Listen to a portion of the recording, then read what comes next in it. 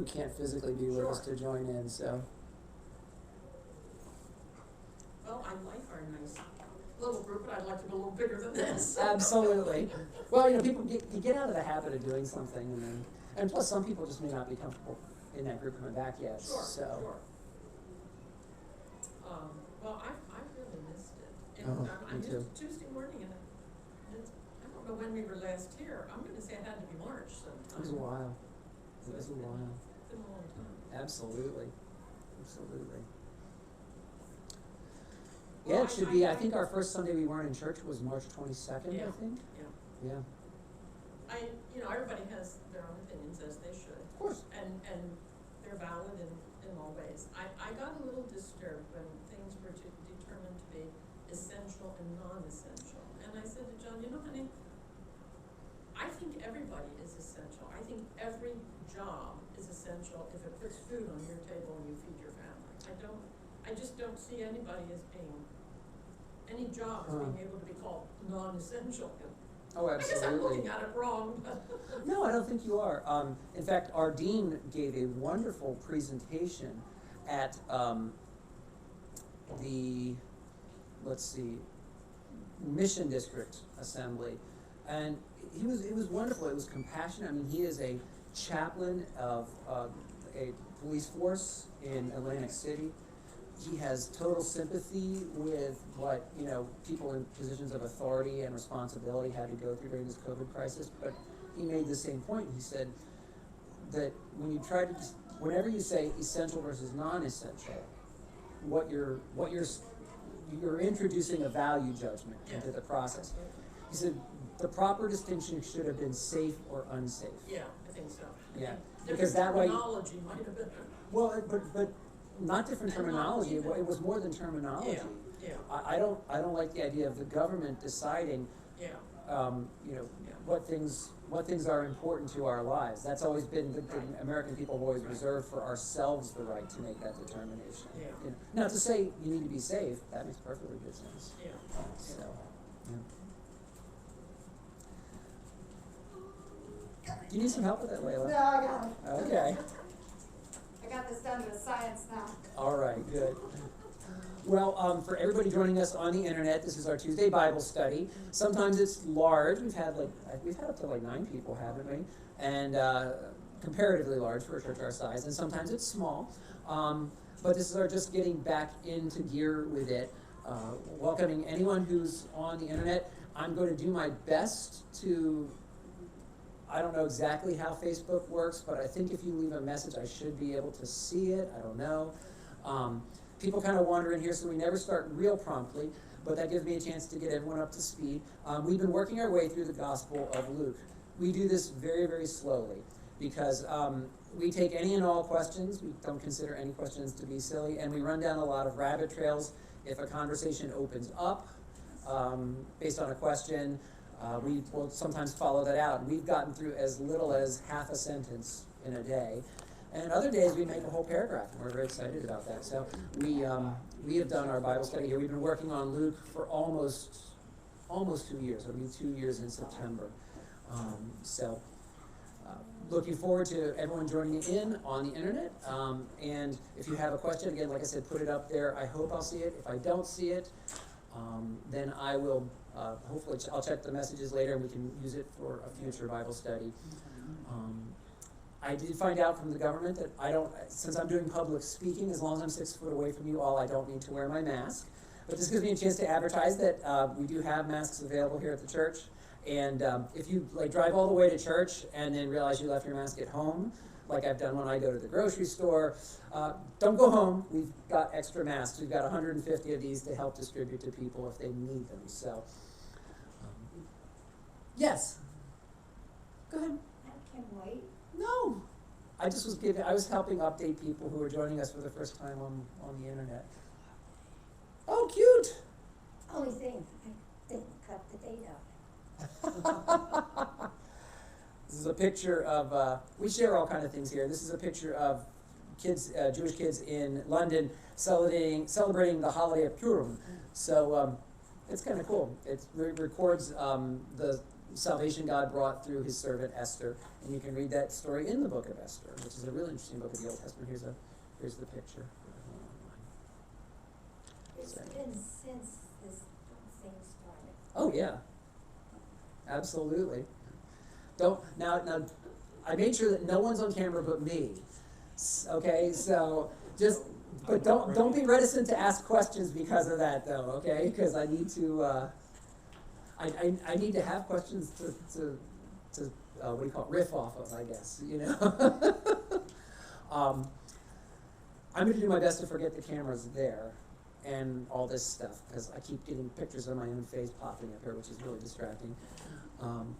And note to anyone online who's watching this, unless you see me actually physically pull out a book or go to my laptop computer to look up a resource, the comments I give are, of course, out of my memory and what I've read over the years and stuff like that, and I confess that my memory's not perfect.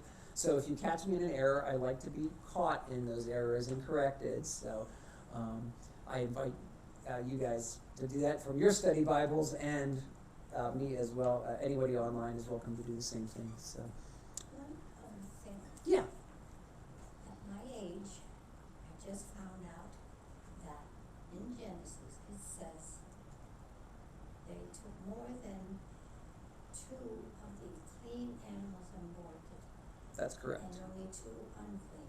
Right. That's never anything I heard before.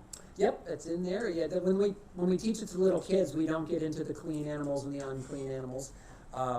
In Genesis, the reason why you have the extra clean animals is for sacrifice Oh, and for eating. well, the unclean. But it is for sacrifice when they arrive. You see Noah build an altar and worship the Lord. He would sacrifice the clean animals. Oh, they didn't use it for eating? They might have. I didn't think about that piece of it.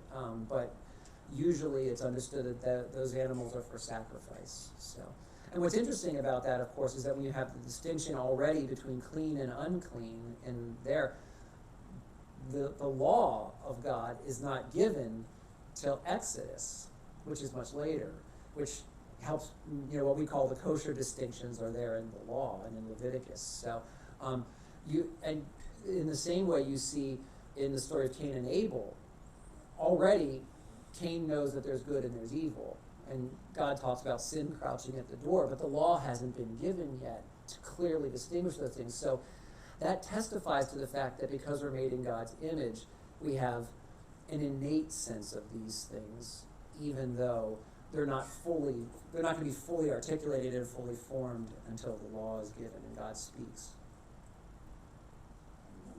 Yeah. We've been away a long time. That's good. No, it's a good time for the questions to build up. I like it. I've been reading Genesis. Uh-huh. Who did Cain marry? Oh, who did Cain marry? That is what my theology professor would call a 3-beer discussion.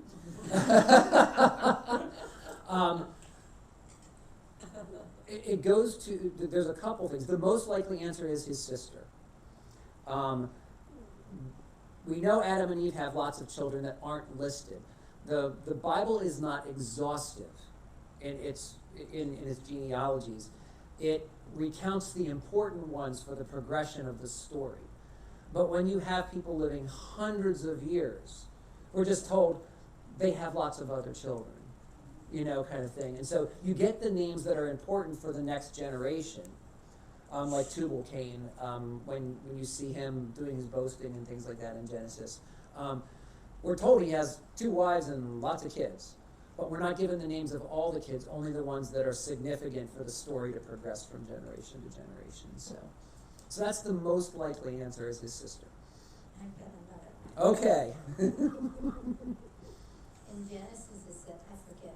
And by the way, to give me a chance, since you're asking questions from Genesis, that's going to be our next Bible study. As soon as we're done with Luke, we're jumping into Genesis.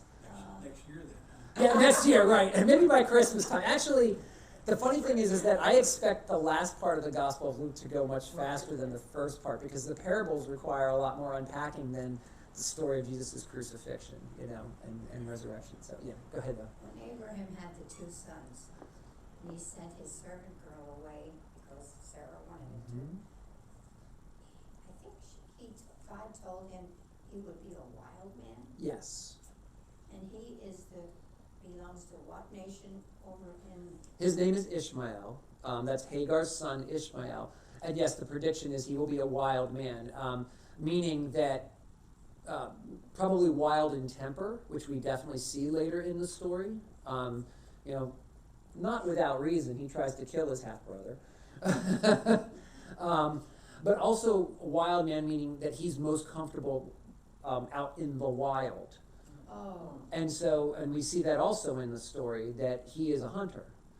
And that becomes important later in the story. And you know, he's just, and the Ishmaelites that he's the founder of that nation, the Ishmaelites, they become a people who the Jewish people clash with again and again. So they're wild people, they're enemies, they're on the frontier. What does that represent in today's generation's name? What country? Yeah, the ongoing relevance of these stories, even for non-believers, okay? For believers, they lay the foundation for the next 65 books of the Bible, okay?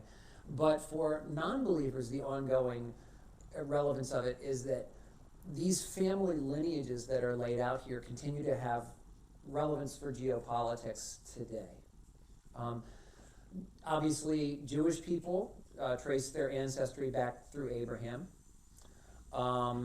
and significantly, of course, through Isaac. That's where they're tracing their lineage through Abraham, Isaac, and Jacob. You know, that's a common phrase to this day in the Middle East. The God of Abraham, Isaac, and Jacob, and that covers Judaism, Christianity, and Islam. Okay, the Muslims trace their lineage to Ishmael, and Muslims believe that the book of Genesis contains errors that are corrected in the Quran. That's another whole topic entirely. But the bottom line is when we have the story in the Bible of Abraham's sacrificing Isaac or not sacrificing Isaac, but he you know, the tests where God provides the sacrifice, but Abraham has to be willing to sacrifice. The Muslims tell the story that it's Ishmael, not Isaac, who Abraham takes up the mountain. And the ongoing relevance of those stories for today is that in the cultures of the Middle East, and I think it's part of human nature, because look at the racial stuff still going on in our own country. We tend to connect, part of our identity is our genealogical identity, who we are. 23andMe would not be nearly as popular as it is if people didn't find it significant that who their ancestors were, right? I mean, you've seen the advertisements on television or heard them on the radio for people to check out their genealogy. It's even more so in the cultures of the Middle East. Jews are instructed in, like, for instance, the celebration of the Passover, that they are to think of themselves as coming out of Egypt. This is not remembering something that happened 3,700 years ago. This is, you on this night are being brought out of Egypt. Okay? That's how you celebrate the Passover. It's not uncommon in the Middle East today that when someone introduces themselves, if they're Arabic, they'll use the phrase ibn, which means son of. In Hebrew, that's bar. So in older translations of the Bible where they don't, sometimes they'll leave a word or two of the original in, like in the RSV, I believe does it, certainly the King James does. You'll see Jesus address Peter as Simon Bar Jonah, Simon son of Jonah, okay? In the Middle East, you might introduce yourself as Ibrahim ibn, I don't know if they actually name people Muhammad over there, because maybe Muhammad's name is too sacred, but you could say something like Ibrahim ibn Muhammad, and usually you would do that for a couple of generations, so you might recount 3 generations in a row. So-and-so, son of so-and-so, son of so-and-so, son of so-and-so. Okay, that's your full name. So we have surnames in English, like Jenkins. My surname is Welsh, even though I'm only a quarter Welsh. My grandfather was from Wales and my grandmother was from Hungary, and then on the other side of the family, it's daughters of the American Revolution and complete mutts and muddled, although largely from the British Isles. So it's weird that I'm serving in a Lutheran church and I don't have a lick of German or Swede or Norwegian in me, as far as I know. I mean, I'm sure the Vikings raided Scotland at some point, and I've got some Norwegian that way, but when you're recounting that family heritage, it's super significant.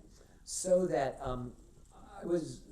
I heard a Catholic apologist talking about a debate he had with an imam on a college campus, just about they claim the Bible's in error, we claim the Quran's in error. So there's disputes to be had. And at one point, a questioner who was maybe a little less well behaved than the two presenters on stage were, from the microphone started screaming at the Christian, look what our father did to my mother, Hagar. So he's counting this incident in the book of Genesis. He thinks of Hagar as his mother, not as, our father. We have a common father, right, Abraham. But he kicked my mom out of camp. He did this to my family. And so it's very, very personal. When we try to come up with geopolitical solutions for peace in the Middle East, you can't just address the situation on the ground at this moment. You have to address all these generational issues. And it makes it just way more complex than we tend to like we want our problems to be simple and have easy solutions, and so that it's important for everyone to understand these stories and their ongoing significance. And as people of faith, there's added layers beyond that that we can get into, and we will get into when we do Genesis. I'm so looking forward to Genesis. If you think we're doing Luke slow, Genesis is going to take way longer. There's so much to unpack in Genesis. Yeah. All kinds of questions, and then it has so much ongoing relevance for the rest of the Bible. Apart from the book of Psalms, Jesus references Genesis more than any other book of the Old Testament. He quotes Deuteronomy, he quotes Leviticus, like when he says the summation of the law, love the Lord your God with all your heart and soul and mind and strength, and he adds a word there that's not in Deuteronomy. And then he says, and love your neighbor as yourself. Well, the first part is Deuteronomy, love your neighbor as yourself in Leviticus. So he's quoting two books of the Torah. He quotes Isaiah when he reads in the temple at age 12. But the book of Genesis is the one he seems to reference in his teachings the most. So there's this incredible ongoing significance for Genesis for Christians because we view Jesus' teaching as authoritative. So this is, for those of you joining us online, this gives you an idea of how we digress. It's 20 minutes in and we haven't looked at the Bible yet or prayed. So, and we're a little slow in actually getting around to these things. So, not uncommon at all for people to walk in at 25 minutes after. So we will start with prayer. What prayer concerns do we have today? The world. It is. I hate to read the newspaper anymore. Yeah. I don't. Yeah. Yeah. On a positive note, just thanks that we can be together again. Yes. Yes. Amen. Amen. I'm. We certainly need to pray for our world. We need to do that all the time. One of the distinctives of the Christian faith is that even during the periods of persecution in the Roman Empire, and persecution was not universal in the Roman Empire. Not even it wasn't like we were always being persecuted for that first few hundred years. A lot of them were regional persecutions, who sometimes they became more universal because the emperor was persecuting people in particular, but a lot of times it was like this regional governor doing it over here. And so this is part of how we have the stories of the persecutions from that period, because somebody being in a persecuted region might send a letter to someone who's not being persecuted in another region of the empire, and Christians would send these messages. But no matter what was going on, Christians always prayed for the emperor and for their regional governors, because that's our instruction in the book of Romans. St. Paul instructed us to always pray for our leaders. So even when that leader hated Christians and was persecuting them, maybe even to the point of killing them, Christians in their gathered worship would always pray for them. And of course, that's in keeping with Jesus' instructions to pray for those who persecute you, which we have. As we're doing the Sermon on the Mount on Sundays, that is a shameless plug for the people on the internet. So, so Christians did do that. So we need to pray for our leaders, whether we like them or not, whether we agree with them or not. I particularly think that because so much of what's going on in our culture is being conducted at the level of both the mass media, the old line media, the new media of the internet, and the social media, I think we need to pray for the people who govern these platforms. I was listening to a broadcast on my way in today, and I was so excited in the broadcast because I wouldn't characterize it as a dialogue, because there wasn't, both parties were being rather defensive of their original position. But what you had was someone who was taking a more two black people, one taking a more conservative look at the Black Lives Matter stuff, and another one taking a more liberal position on it. And they were at least having a discussion and exchanging real ideas, even though they were being pretty defensive about their own position. I hope the people who run these platforms realize that the only way we're going to end it, we're going to have peaceful resolution to the kind of things going on right now, is when they encourage those kind of exchanges, and not just whatever their particular view is, promoting their view and demoting the other view. You need to have people going back and forth over these things, because otherwise you're only getting half of the ideas out there. And I enjoyed listening to, I've been on both sides of the political fence in the course of my adult life, and I'm probably more conservative than I am liberal right now, but I'm certainly not uniformly, check me off on all the boxes, conservative.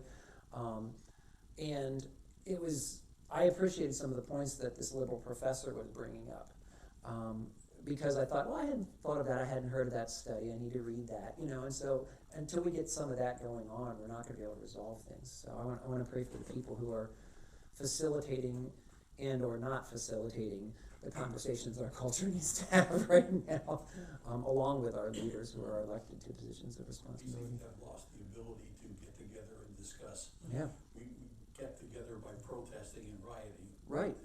It's Yeah, and despite the fact that there have been good sociological studies that demonstrate that violent protest has less long-lasting effects for change than peaceful. My kids have seen movies about both Malcolm X and Martin Luther King Jr., but I think arguably Martin Luther King Jr. had more long-term impact than Malcolm X did. Certainly true in India. Gandhi had far more impact than probably any other revolutionary in history. I mean, to free something the size of India, that size of population, from what was the most powerful empire on earth at the time it happened, and to do so without a gun being fired in anger on his side of things. Now, the British fired, but they didn't fire back. And that was, I think, the reason why it had the impact it did. Of course, it was also that people were covering the story, and the allies of Great Britain put pressure on Great Britain to let go of India because they were seeing these people being unfairly treated. And there's something in us, our compassion responds when we see people being treated unfairly.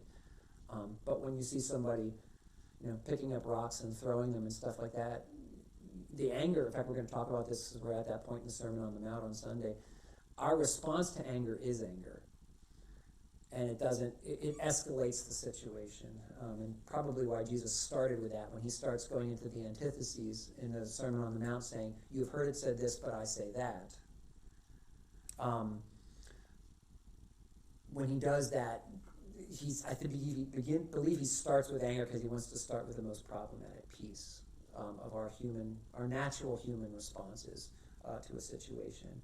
And maybe where in the kingdom, we call it natural, but what we really mean is what is our default setting. Well, as Christians, we believe our default setting is sin.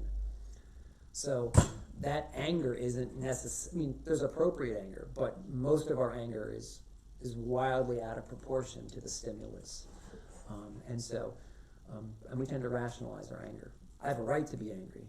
You know, that guy cut me off in traffic. Of course, I'm entitled to pull up at the next stoplight and flip him off or run him off the road, or in worst cases shoot him. I mean, of course I'm entitled to do that. He cut me off in traffic. So that's our human nature is to do those things. So we need reformation. Well, let us pray.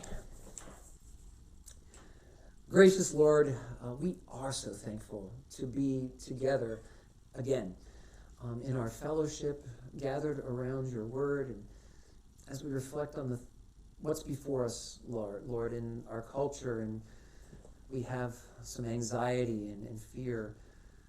We are grateful that your word teaches us, first of all, that to not trust our own judgment, to consider ourselves a sinner first and foremost, and in doing that, to with humility listen for correction. And we turn to your word for that correction, for enlightenment, for empowerment. Lord, we pray that as we gather around your word, you give us a right understanding, and that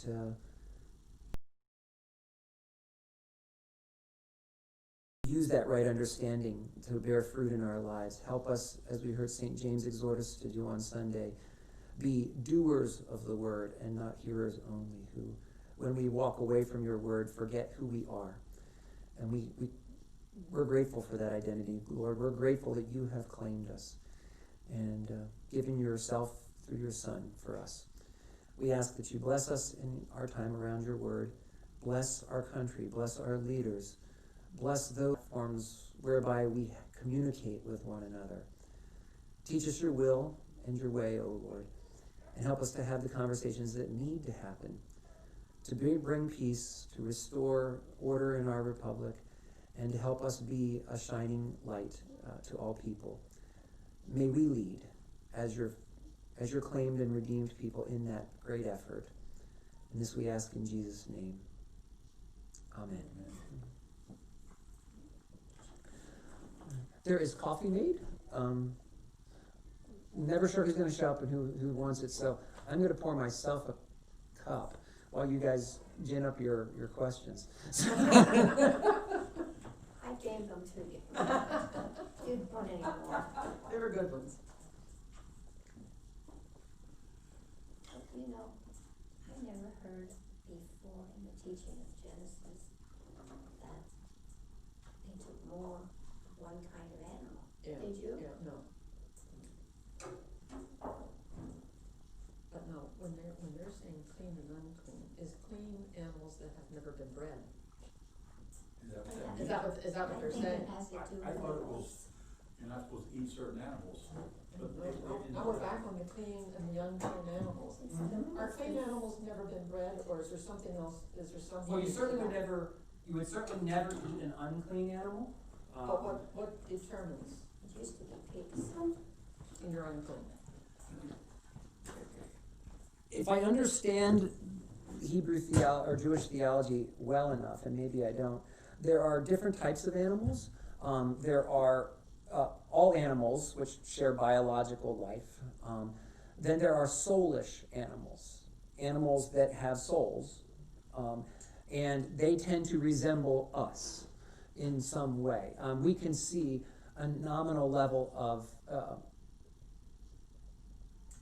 intellectual capacity in a dog or a cat or a horse or something like that.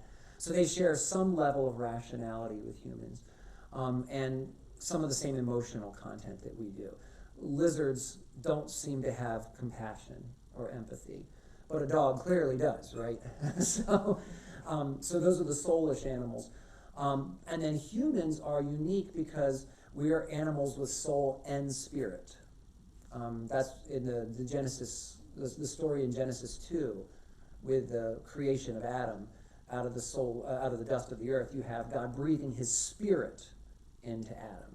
So Adam has not merely a soul, but some borrowed spirit of God given to him. And so that makes human beings unique, both in our capacities, but also in our responsibilities. And we see that in the task given immediately to Adam to tend the garden and this kind of thing. So You don't expect animals to bear responsibility for their actions, but humans clearly are expected to do so. Thought it also had to do with the hoofs. He said that wasn't given till Exodus, Yeah, that's when it's distinguished, is in Exodus. so that, And when we look at the Genesis text more in depth, Okay. we'll look at some of those questions. Of course, one of the realities of the Noah story is that it wasn't written down until after Exodus is given. The stories in Genesis are part of the oral tradition of the Jewish people until they're written down. They're probably written down around the time of King David, is what the general scholarly consensus is. The actual oldest text we have of the Old Testament is Job. The actual, in terms of a physical copy. and what year is that? I don't want to hazard a guess at that. It's been a long time since I read those books. But chronologically, scholars who date things that way would put Job, the story of Job, as being around the same time as Jonah. Okay, as the world's getting repopulated, that would have been in that period that Job's story would have been told, but obviously, when there's a flood, you don't have any texts surviving the flood. I actually thought when they did the Bible miniseries a couple of years ago, they did a good way of starting it. The first camera shot is on the ark, and Noah is telling the story to his family of Genesis, and so it's part of the oral tradition that gets passed along. We'll talk again in a lot of depth about that. There's a thing called the source hypothesis that says that Genesis came together from 4 different sources. That the existent one we have comes from a couple different places, so there's a couple of oral traditions that came together. You don't have to believe that to deal with Genesis. Some people, the part of the tradition is that Moses wrote Genesis. Well, I don't know that those two theories are in conflict with one another, right? Moses would have heard the stories orally and written them down. So he could take several different oral sources and compose them into one narrative that we have. So, but of course the book of Genesis is, the great majority of Genesis is dedicated, those early stories take a lot of digging. And when we get into it, especially when we do the creation narratives, we're going to look at young earth creationism, old earth creationism, and the other idea, which is that these stories are essentially allegory. And faithful Christians have held all 3 positions over time, so we'll talk about that. But of course, the great majority of Genesis is dedicated first and foremost to the stories of Abraham, and secondarily to the story of Joseph. So those are, in a certain sense, as important for laying out the trajectory of the rest of the Bible as the creation stories. But the creation stories are more bare bones. There's less detail, so that gives us a wider range of interpretation, particularly when you get to things like the Nephilim, which is not a word that occurs elsewhere in Scripture, so we have to interpret it. So you have to think about those things as we get into those texts. That's why we're going to spend a lot of time on it. But it's fun time. Genesis is quickly. When I graduated seminary, we had a professor who recommended you specialize in one book of Scripture for all of your ministry. And because that's the only way to wring enough out of it to make it worthwhile. You rely on other people for your content in the other books. When I left seminary, I had to myself, I'm going to do 2 books. He can't stop me. I'm going to do John. I'm going to do Isaiah. One in each Testament. But really, I have come to find Genesis so fascinating that I spent a lot more time studying Genesis than I have Isaiah over the years. So I'm looking forward to doing Genesis together. For those who are joining us on the internet, we've been in Luke, like I said, for close to 2 years. And we are just now beginning chapter 22. So I think providentially, COVID dropped in at just the moment when the narrative turns hard into Jerusalem and the crucifixion. We've been hearing Jesus teach. The teaching has gotten, towards the end of chapter 21, eschatological in character. That's a good vocabulary word. That means relating to end times, relating to things regarding the last things, and not just the end of all history, but things that are related to that end of history. And as Christians, we see the crucifixion as central to that. And so Jesus is teaching about the significance of his upcoming death. He's talking about the significance of the moment they're in, and that's the lesson of the fig tree, which is just before we head now into chapter 22. And we always do things the same way, which is we read a little bit, and then I ask the same question I always ask. So who would like to read for us right now? Thank you. Now the feast of unleavened bread drew near, which is called the Passover, and the chief priests and the scribes were seeking how to put him to death, for they feared the people. Then Satan entered into Judas, called Iscariot, who was of the number of the 12. He went away and conferred with the chief priests and captains how he might betray him to them, and they were glad and engaged to give him money. So he agreed and sought an opportunity to betray him to them in the absence of the multitude. Okay. So here's my question. What jumped out at you?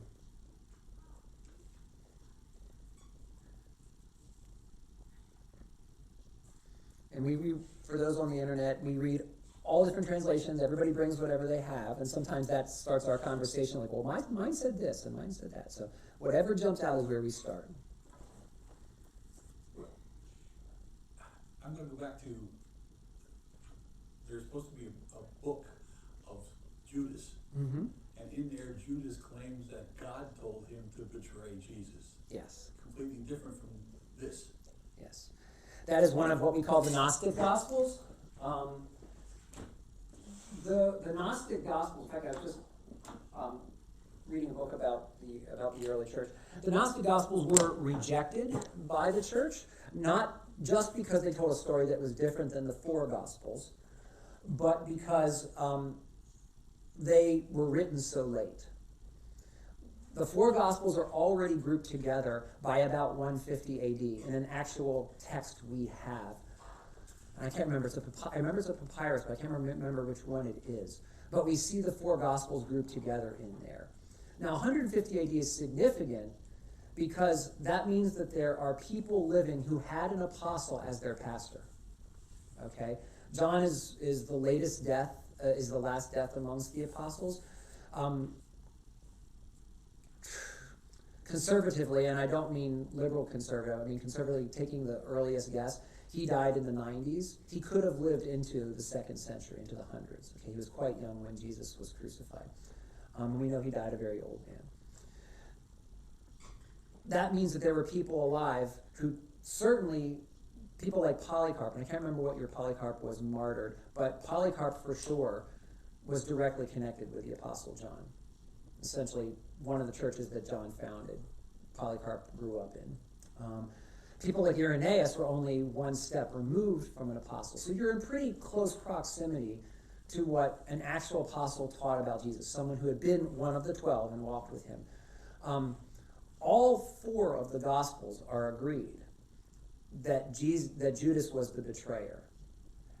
The four different Gospels recount the story a little bit differently in the sense of the editor's voice, the voice of the person who's speaking, meaning the not editor's voice, the authorial voice of the gospel narrator, looms larger or smaller in that regard. Mark probably has the least commentary about Judas's betrayal, just basically stating the facts of the fact that Judas betrayed them. With John, clearly it's the most personal. John is he's still, all those years later, is bearing a grudge. And just has that personal anger. This is a friend. This is the person he broke bread with and traveled with who betrayed them. Luke is, of course, a little further removed from that. Luke was a scholar and an author who, he was a researcher. He was what we would call a historian today.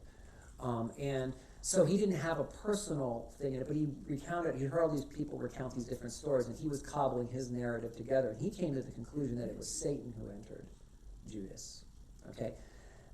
And Satan was the one who inspired him. The Gospel of Judas would definitely not have been written before the second half of the 2nd century. So 170, 180. And the Gnostic Gospels, They, one of the two things that clearly delineate them as being unreliable from the standpoint of the church, and I believe it's Irenaeus who talks explicitly about them, and he names some of them. The Gnostics the Gnostic comes from the Greek word gnosis, which is knowledge. And the Gnostics claimed that, how do I say this? The Gnostics claimed that there was secret teaching of Jesus that only they had access to. Okay? And that secret teaching, of course, they've got the special documents, and you have to become an initiate in their particular order. Well, in order to find out those secret teachings. I mean, Jesus talked like this to the crowds, and he talked like this to the special people. Well, we see a little bit of that. Jesus will certainly explain things in the Gospels to the apostles that he preached publicly. He gives them the interpretive grid, the proper interpretation of the parable, so people don't mess it up or something. But in all of the churches founded by apostles, and that is how Irenaeus talks explicitly. When he talks about the Gnostic Gospels, he'll say, we don't find this teaching in any of the apostles' churches. So he's, remember, this is early on. I mean, our church, we know our own church history. In 1974, we were merged out of two other churches that existed here in the valley, only about 8 miles apart. We know the history of those churches. Why were they founded? Well, once upon a time, 8 miles was a long distance to go for church on a Sunday. But also, in the town I did my first ministry in, there were two churches, the Swedish church and the German church. Okay? And they were a block and a half apart in a town of only 800 people. So it's not like they needed two churches in that particular locale. It's just that two groups wanted to found a church for different reasons, ethnic as much as anything else. So they knew which churches the apostles had founded.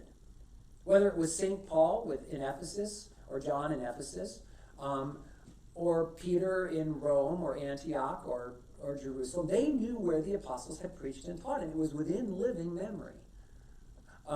So it wasn't like a long time ago this thing happened. The Gnostics were claiming that they had special knowledge that hadn't been passed on to other people, but we don't find that knowledge in any of the churches that were founded by apostles. Apostles taught what Jesus taught publicly, and they provided the interpretive grid that he had provided to them privately, but they pronounced that publicly. They preached about it in the context of their churches. Does that make sense? Now, I'm going to move this over just a little bit because I keep stepping off the camera. I'm not used to thinking that way, but there we go. Oh, now I'm getting the reflection. I'm not designed for this. I'm trying not to make this thing fall over. Okay, there, the glare's off now. So here's what happens in the Gnostic Gospels. This secret knowledge that Jesus passed along, what's fascinating about it, maybe I'll just do it this way. I can actually adjust this. I won't be stepping off the camera. The secret knowledge is fascinating that they pass along. And it's fascinating in this way.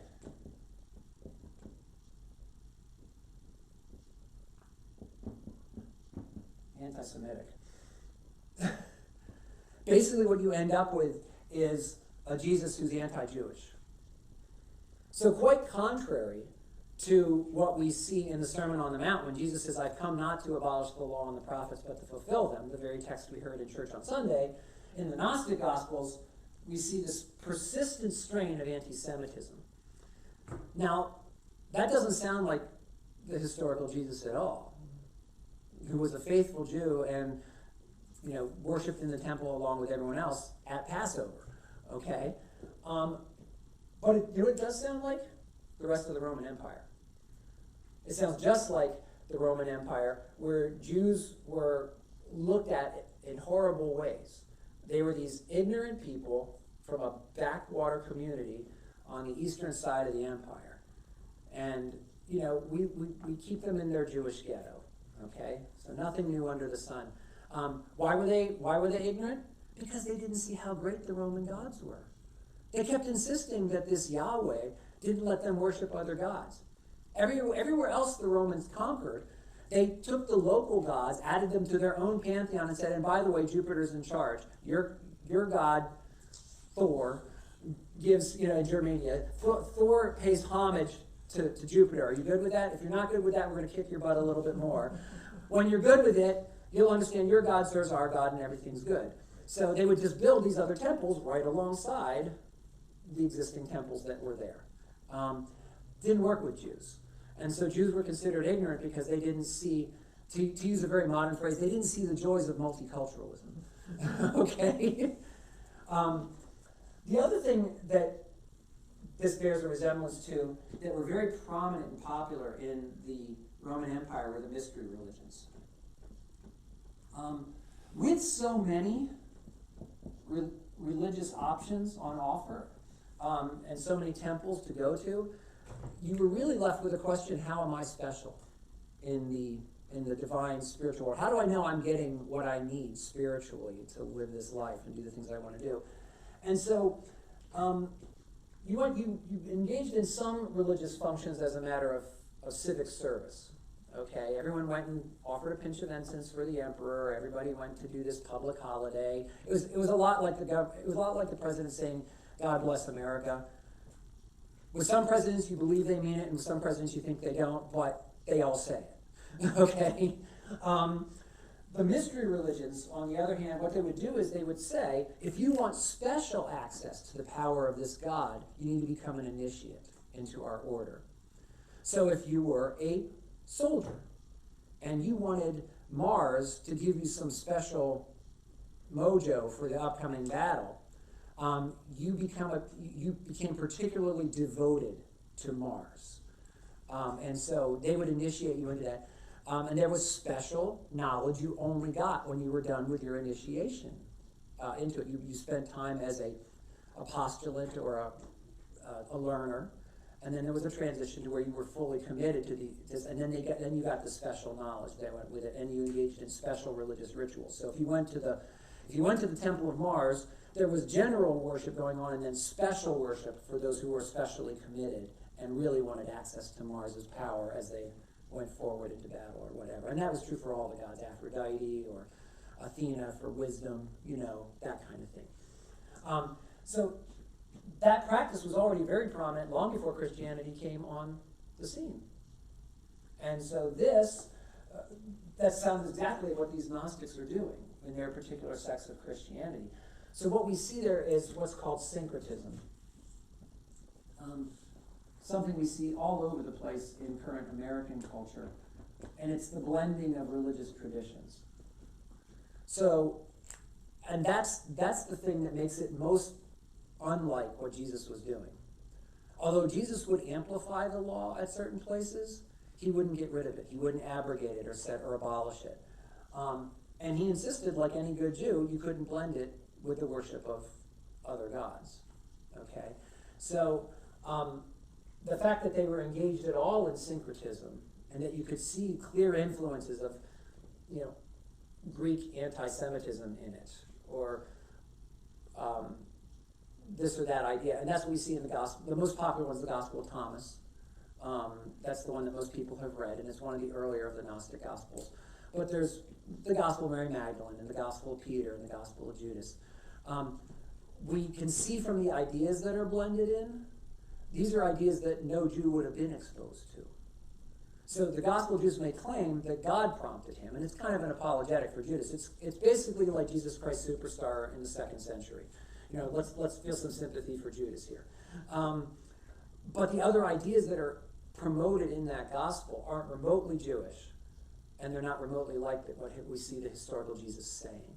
So how can it be that Judas would, you can understand if somebody wanted to make you feel compassion for Judas, why they'd say God made him do it. But what you can't see is that the other things that the gospel says Jesus said look anything like the earliest accounts of what Jesus said, which are the 4 gospels we still have.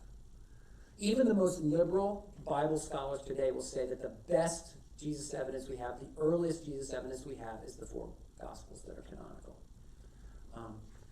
Even though they may claim that those are unreliable, a liberal scholar like Bart Ehrman will say, you can't believe anything you read in the Gospels. There's so little historical Jesus left there, we can't do it. But it's still the best historical evidence we have for Jesus. So it's important to recognize that these Gospels that became what we call the canonical Gospels, the 4 Gospels of the Bible, are the best and the earliest material we have about Jesus.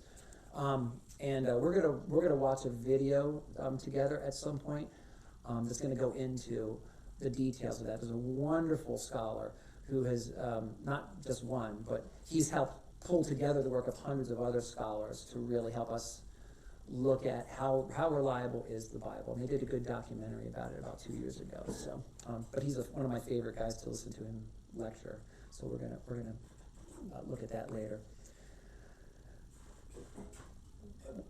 Another question, but Mm-hmm. and put myself in Judas's feet. How can a person who traveled with Jesus for all those years and saw everything he did turn against him? That's the mystery of sin.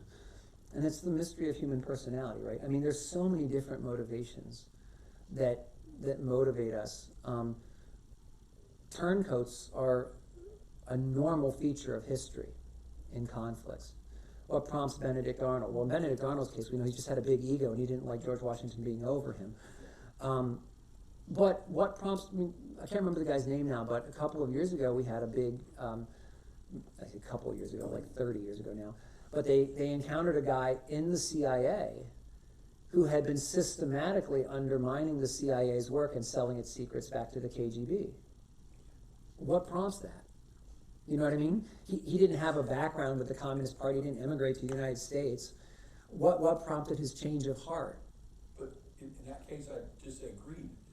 But it didn't seem to be purely money. Oh, it didn't? No, it was very ideological. It was very, I think that what we're doing is wrong and something else needs to happen instead.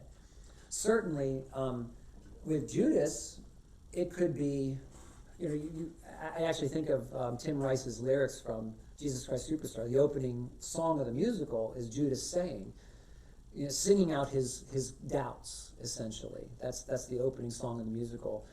I still admire you, but what you're saying is getting lost. You're becoming more important than the message, which of course Christians would say is exactly right. Jesus is more important than the message. What he does for us on the cross and in the whole of his living out for our salvation is more important than his teachings. In fact, his teachings are only important because of who he is. So, but to this first century Jew who was following Jesus, did he believe that? There's some pretty big pills to swallow in Jesus' teaching. We see that in the Gospel of John in the 6th chapter when Jesus teaches the gathered crowds, if you don't eat my flesh and drink my blood, you have no life within you. Well, they all leave. And then Jesus looks at the disciples, and exactly at the moment when he could say, well, no, it's just a symbol, I'm being allegorical or metaphorical here, instead of doing that, he looks at the disciples and says, you want to leave too? Because I'm not going to change what I'm teaching, so you have to make a decision here. And that's where we get Peter saying, to whom shall we go? You have the words of eternal life, which in our liturgy, we say or sing before we read the gospel. We're rehearsing what Peter did, which is to say, no matter how hard Jesus is on us this morning, we're going to stick with Jesus because he's going to give us the words of life.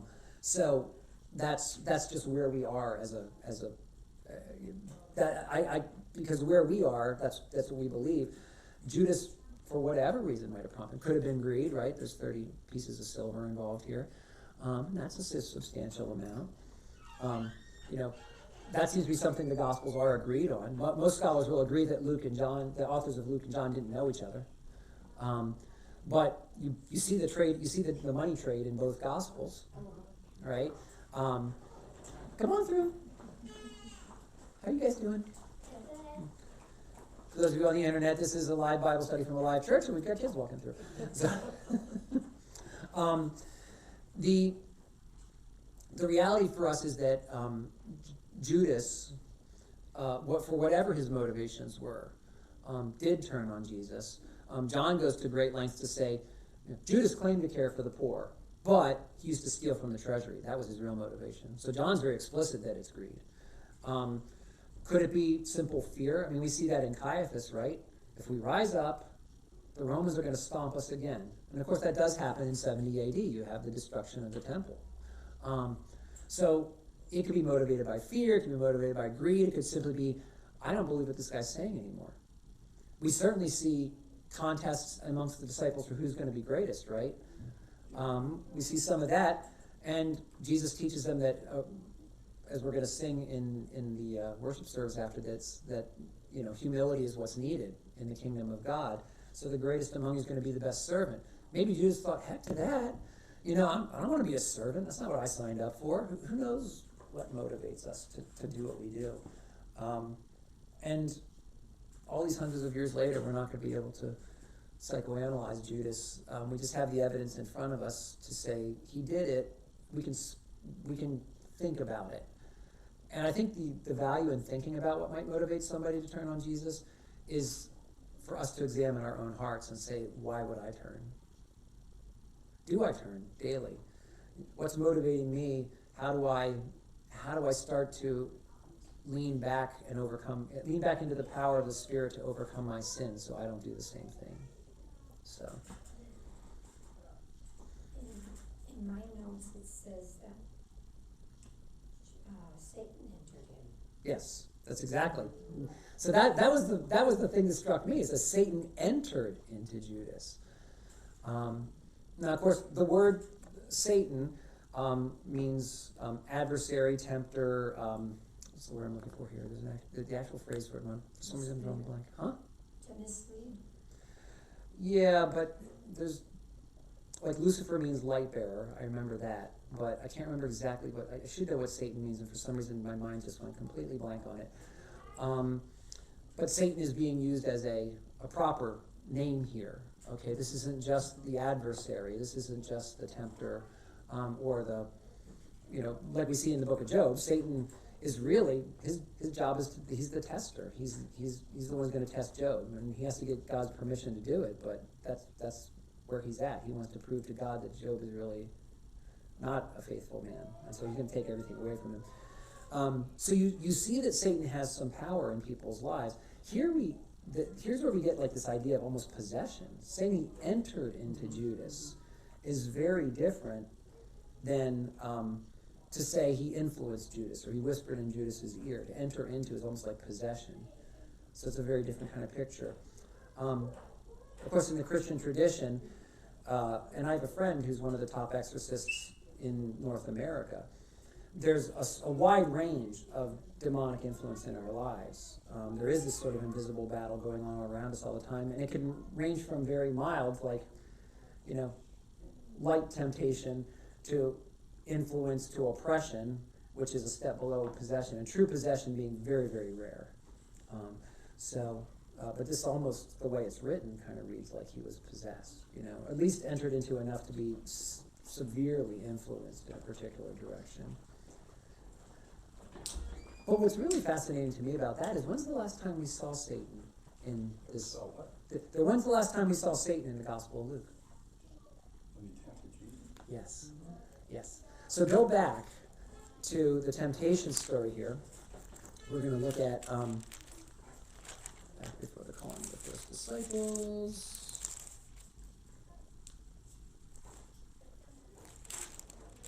There we go. So we're in chapter 4. Okay.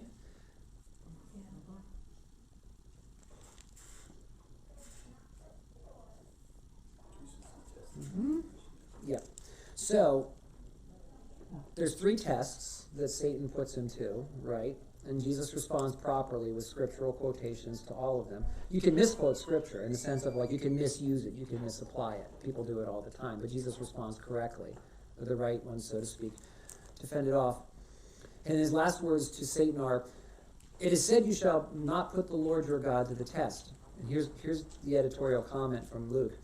"And when the devil had ended every temptation, he departed from him until an opportune time." Now, what do we have as chapter 21 wraps up? Jesus is talking about the importance of the time, right? Learn the lesson of the fig tree. It knows what time to flower. It knows what time to bear fruit. Know what time it is. Satan knows what time it is. The disciples aren't aware yet. They haven't figured it out. But Satan knows it's the opportune time. Literally the time of opportunity, right? So this is the first we've seen Satan since the temptation story. All right? And of course, what's the first time now this is the interpretive tradition. In the book of Genesis, it just says the serpent was more crafty than any other animal in the garden. But of course, both the Jewish and the Christian traditions see Satan influencing the serpent. The real adversary to God is always Satan, even though he works through other actors, right? You're saying influencing. I always thought the serpent was Satan. Well, there's another way of taking it too. Like I said, in the interpretive tradition, the serpent seems to be present in the garden as a created creature. You could take it as either God created Satan, he looked like a serpent, or you could take it as Satan was influencing the serpent, who was the most crafty creature in the garden. So neither is explicitly said by the book of Genesis. It's just been part of our way of interpreting Genesis. Christians inherited seeing Satan in the book of Genesis from the Jews before us. So it was a long-standing part of the interpretive tradition of Genesis before Christians came on the scene. And Jesus has talked about Satan in the Gospel of Luke. I saw Satan fall like lightning from heaven, right?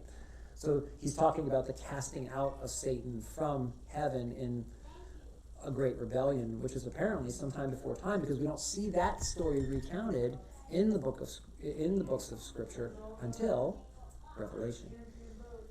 So, and that's another whole Bible study. But Jesus talks about it in the past tense, even though we think of the book of Revelation as being in the future at the end of time. So that should help us interpret the book of Revelation, since Jesus talks about it in the past tense, that incident with Satan. So yeah, we see Satan enter into Judas.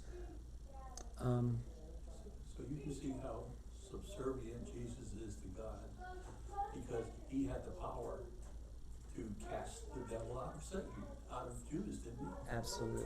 And he knew what he was doing, and he... Yes. Yeah. And we talked about this before. One of the challenges Luke had, we know that Luke's gospel was written for a Gentile audience. So first of all, he had to introduce them to enough Judaism that they could make sense of this Jewish person. Then, which was a challenge at two levels, right? Not just because of familiarity with the Jewish background, but also because Jews were looked down on by the Roman Empire in general.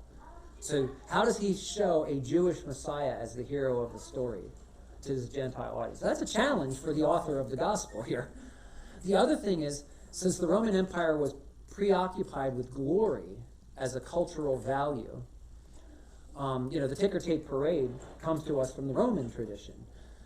That goes all the way back there. That was what a conquering general was treated to when he got back to Rome with the spoils of war. Okay? And they threw flowers at that time, I believe. I don't think they had ticker tape, but you know what I'm saying. But that's where that tradition comes from. The challenge for Luke is to say, how did the loser, the guy who was crucified, how is he the hero of the story? Heroes don't lose, heroes conquer. They enter Rome on the backs of chariots, and they bring the slaves in train. St. Paul will pick that language up of that sort of leading captivity captive. Or is that, maybe that's St. Peter, maybe I'm misremembering that, but that he picks up that Roman image of the conqueror bringing in the conquered behind him. But in this case, Jesus is going to conquer by being captured, by becoming captive, by becoming sin for our sake. And St. Paul, that is definitely St. Paul. So, okay. Keep a look at our time here. Anything else in this little section here?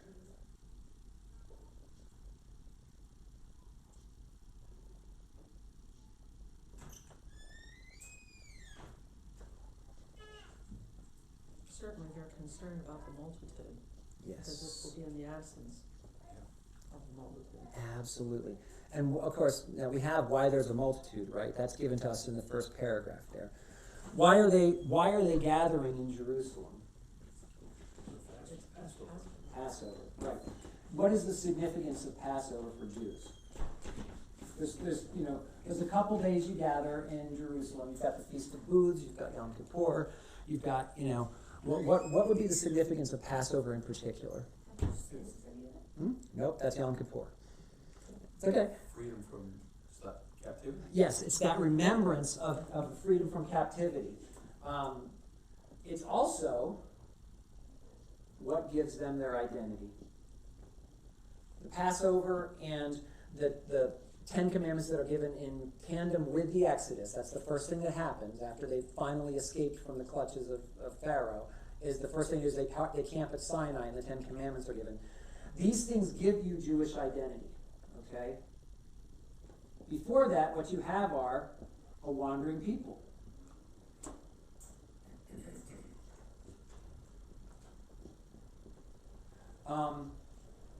And now, these are a landed people. These are people with an identity. These are people with a law that distinguishes them. God's gift to them is the law. And we have to remember it's a gift. As Christians, we can tend to think of the law being something that is primarily oppressive. Like, I never live up to it. Oh, my goodness, it's horrible. And it lets me know my sin, so I know my need for a Savior. And that's certainly true of the law. But the law is also a gift because it shows you what God's will is for your life. And for the Jews in particular, it distinguishes them. Even before they have land, they have law. Okay? And that distinguishes them from all the surrounding people. So the Christian opposition to abortion, which was universal until very recently, springs from the Jewish opposition to abortion, which springs from the commandment that you shall not murder. Okay? You don't take innocent life. You can take life if there's blame, but how can a child be blameworthy? So all of that goes backward to there. The only debate in Judaism was when life started amongst the ancient rabbis. And you can only find one or two references where they say when the child has quickened, which means when you can detect life signs. Which was that was the medical technology of their day. That's when they knew there was life present. Okay? Given our medical technology of today, when do we know there's life present? Conception.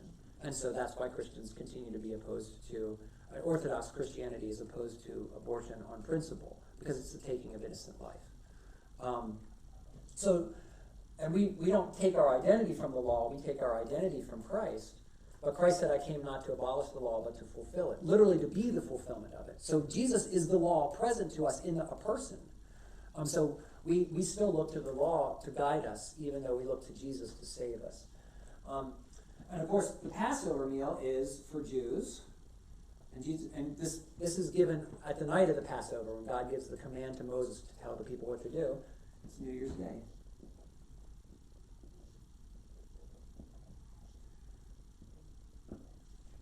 Okay? This will forever mark the beginning of the Jewish calendar. So the Jews are a people born in freedom.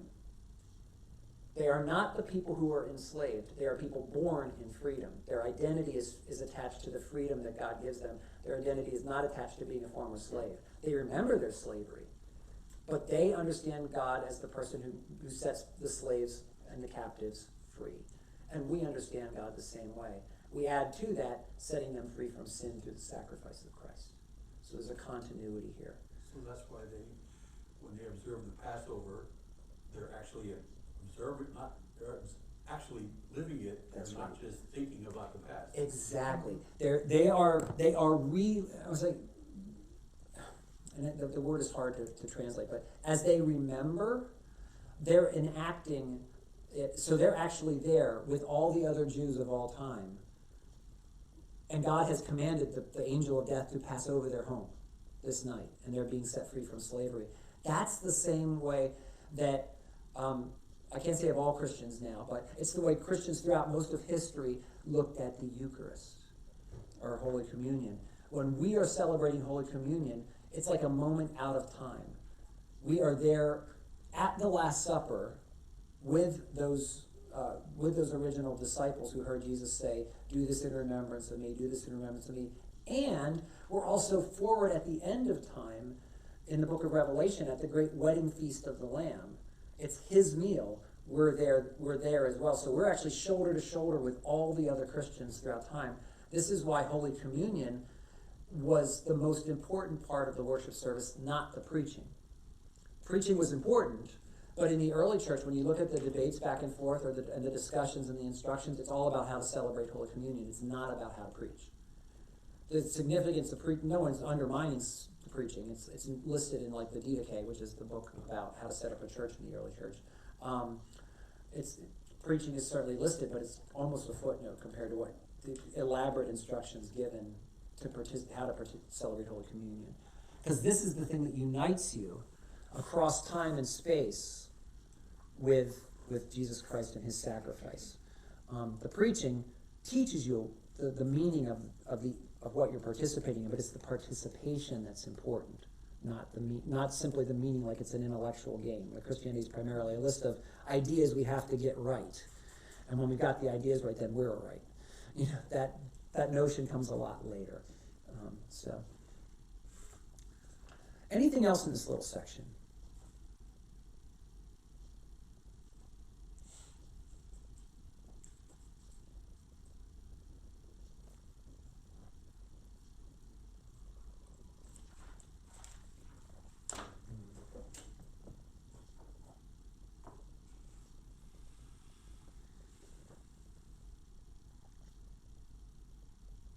Else?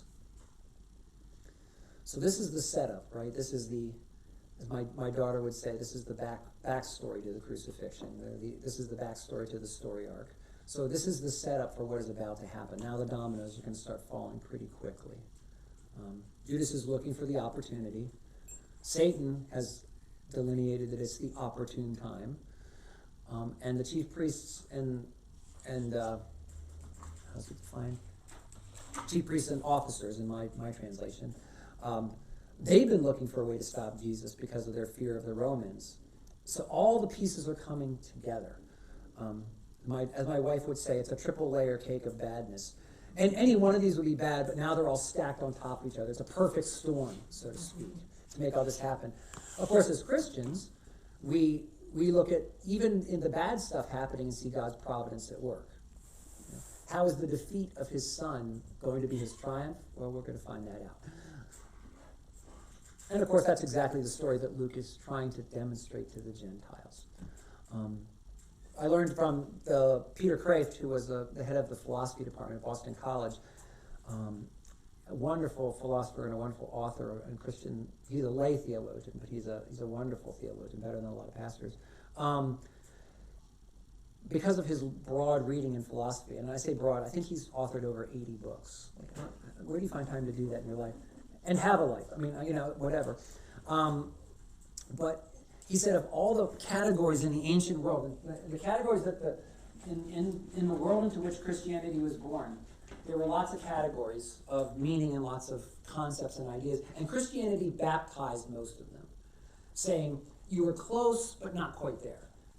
Sacrifice is needed. So did we eliminate sacrifice in the Christian system? No, we haven't.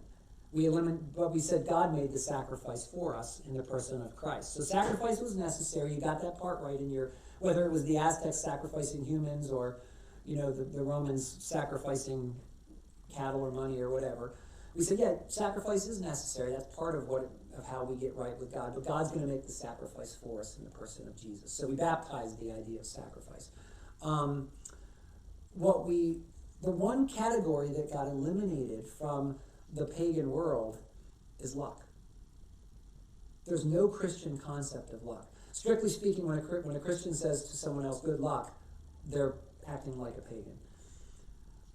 Because luck, randomness doesn't happen in the Christian economy of salvation.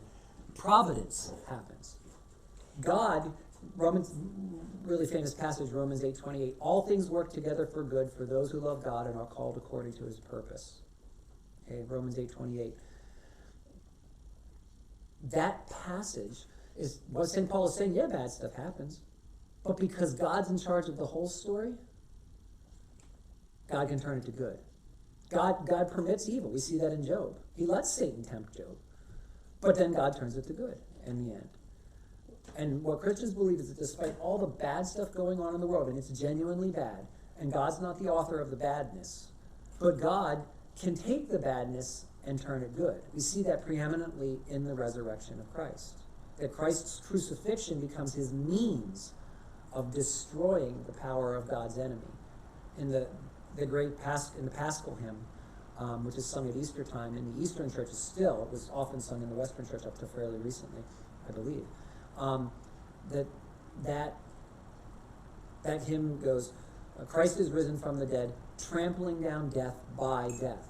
So he uses his own death to destroy the power of death over the people he came to save. This is how providence works. God can take the bad stuff and turn it good. Or the way Klaus Westermann said it in his wonderful commentary on Genesis, he said, God writes straight with crooked lines. So in the end, at the end of time, what Christians believe is that when we can look at the whole tapestry of time woven, we can look back from the perspective of hindsight, which is 2020, right? We'll be able to look at the whole arc of history and say that even the bad stuff, look what God did with it. God in his providence did something amazing with that thing, which was genuinely bad and genuinely opposed to God. And we'll end with this because we have to get ready for worship. But in his Screwtape Letters, there's this wonderful place where the senior devil, who was tempting the junior devil, writes in there, he says, we keep trying to fight God, and no matter what we do, it seems he finds a way to turn it to his advantage. It's like we can't get the upper hand. You will, of course, destroy this communique after I send it. Because he doesn't want his mucky mucks in the people, well, I guess below him in the lower hierarchy, he doesn't want them to find out that he doubts the validity of their whole project. But that's what Christians believe, is that our every attempt at rebellion will be used by God to glorify the good in the end. Yeah, go ahead. In thinking that philosophy, World War II. World War II was a terrible thing. Absolutely. And yet, there would be no Israel if it weren't for World War II. Because after World War II... I certainly think Israel would see that as God's providence. but that's why they were formed again. Right. Yeah, the first time they'd been a landed people for close to 20 centuries. Yeah. Absolutely. So yes, that's those are the kind of things we would look back and see, and certainly even in the course of the arc of our own personal life. People like Corrie ten Boom are wonderful at articulating that, who survived the concentration camps of Nazi Germany, and could look back and even see the death of her sister, and see God's hand at work in that work. It is an act of faith, though. It is an act of faith to say, despite how bad everything looks, God's still in charge, and this is going to turn out for the best. And how do I know that? Because Christ is risen from the dead. And that's the source of our hope. So we will reconvene in about 10 minutes in the worship space. I invite you all to join us who are still